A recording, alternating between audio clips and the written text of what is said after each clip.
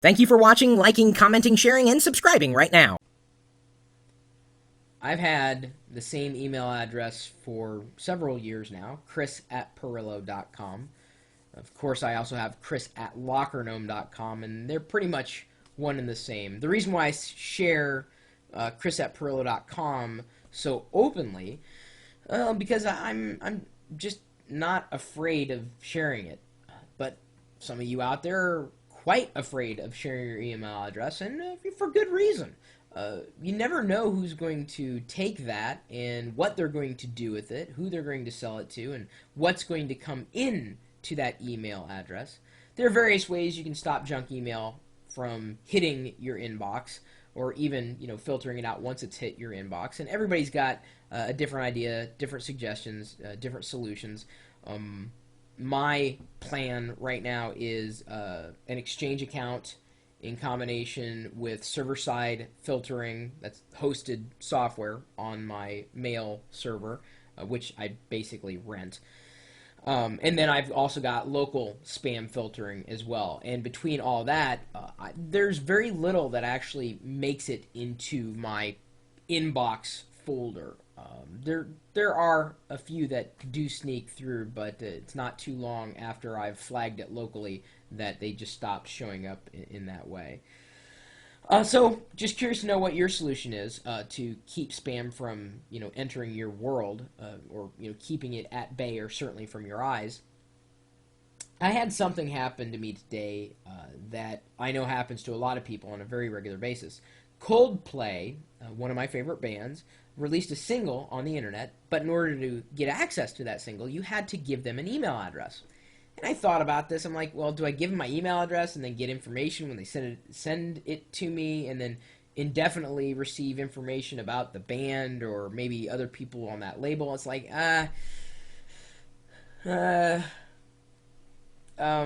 no, I don't think I will. I needed to find a temporary email address, and certainly I could have created a temporary alias to get the information and go in and delete that.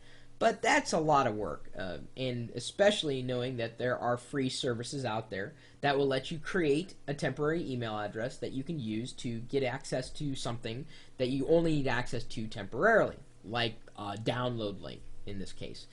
Temporaryinbox.com. You don't even need to sign up. I mean, that's kind of the whole idea.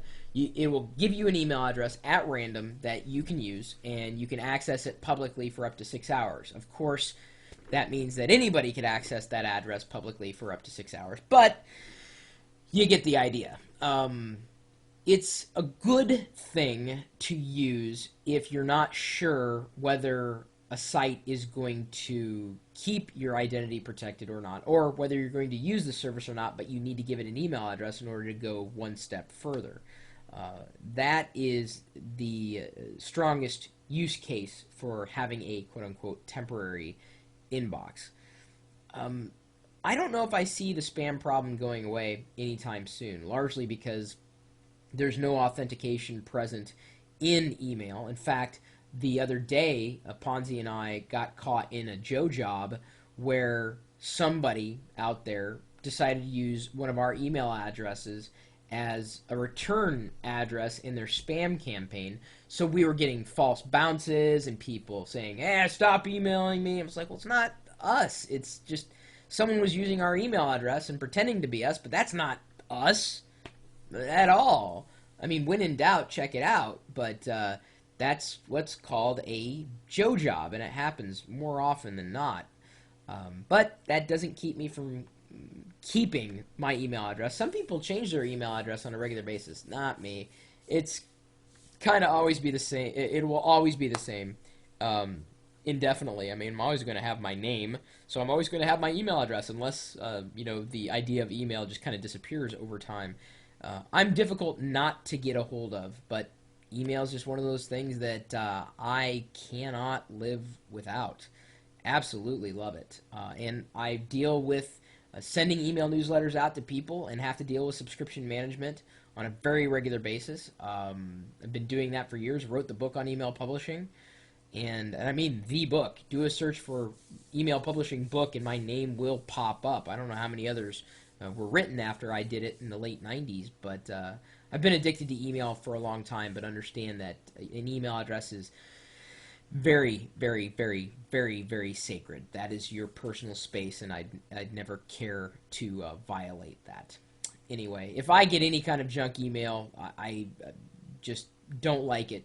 The only type of junk email I may like is if it's from a legitimate source, and I mean like directly from the source, and with a known brand, and is offering me like some kind of coupon or discount. So I realize I shouldn't tolerate that because I may not have asked for it, but then in the past I may have asked for it but not realized I asked for it. So it's kind of something I wanted, so it's not really spam. You know, it's something I asked for, so it's not really junk. I don't know. There's kind of a fine line, but generally speaking, most of the stuff is junk. Oh boy. How many on my email address? Oh my god. That's bad. Oh well, what are you going to do? I can't change my name, and I really don't want to change my email address, because then I'd have to go back and edit all these videos, and that would just kind of suck. You know my email address, and you also know where to find me, pretty much here, checking my inbox. I'm getting your emails, no problem there. I may not be able to respond, because I get a lot of emails and a lot of questions. Many of those questions are the same questions, just from different people, so it makes it more difficult to answer over and over and over again. But anyway, you're welcome to stop by the chat room. We're typically talking tech, solutions to your possible problems. We're open 24 hours a day, 7 days a week, and we're pretty much waiting for you. So what are you waiting for? We're at live.pirillo.com. We'll see you later.